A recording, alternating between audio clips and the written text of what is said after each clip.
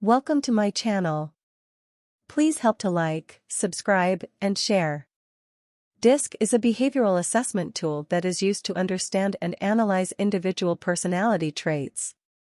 It is based on the theory that there are 4 behavioral styles that are based on a person's natural tendencies and preferences. The 4 factors are: 1. Dominance. This factor is associated with being assertive, decisive, and results-oriented. People with high dominance tend to be direct and forceful in their communication. 2. Influence. This factor is associated with being outgoing, enthusiastic, and persuasive.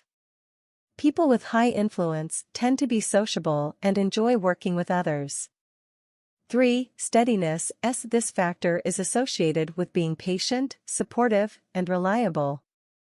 People with high steadiness tend to be good listeners and prefer to work in stable, predictable environments.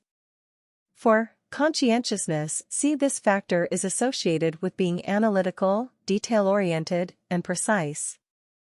People with high conscientiousness tend to be systematic and prefer to work according to rules and procedures. The DISC assessment can be used in a variety of settings, such as in the workplace, in personal relationships, and in team-building exercises.